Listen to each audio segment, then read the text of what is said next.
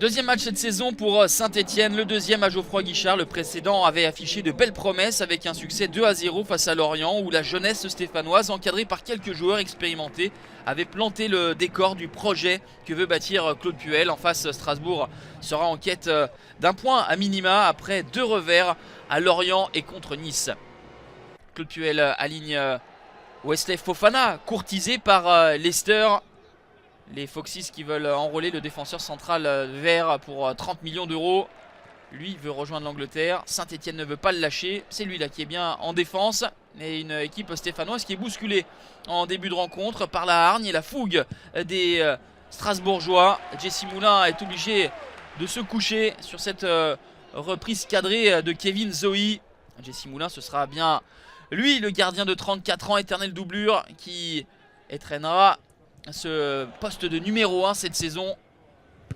Jesse Moulin encore une fois décisif sur la tête de Waris. Strasbourg sans complexe qui se procure les meilleures occasions ce soir.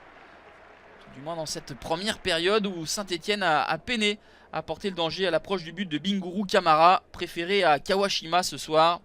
A noter que Johnny est parti du côté de Angers. Mvila est peut-être en partance pour l'Olympiakos. La deuxième période avec Charlaby qui est entré à la place de Nordin. C'est lui, Charlaby, qui est alerté. Et Monsieur Batelier désigne le point de pénalty. Les Strasbourgeois crient au scandale et réclament une faute de l'attaquant stéphanois. Et une poussette sur Djikou. Mais le pénalty sera bien confirmé et transformé par Denis Bouanga. Ça fait 1-0 pour Saint-Etienne à la 57e minute. Auteur de 10 buts lors du dernier exercice. L'attaquant gabonais met les Stéphanois sur de bons rails. Et ce penalty aura un petit peu coupé l'élan des Strasbourgeois qui vont ensuite être dominés. Denis Bouanga que l'on retrouve ici. Il se joue d'Anthony Cassi.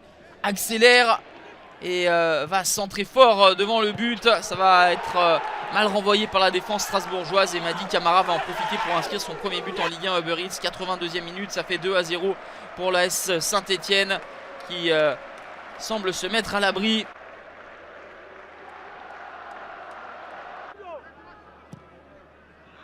Un dernier ballon, on est en fin de rencontre. Simakan qui allonge la tête d'Ajorc avec ce ballon sorti devant la cage par Timothée Kolodziejczak qui est derrière. Une superbe intervention encore une fois de Jesse Moulin, décisif à de multiples reprises. On va rester là. 2-0, Saint-Etienne enchaîne avant de se déplacer au Vélodrome en match en retard dans quelques jours. Strasbourg de son côté a bien tenu jusqu'à ce pénalty sifflé par Monsieur Batelier. Lors de la prochaine journée, le Racing affrontera Dijon, une autre équipe à 0 points.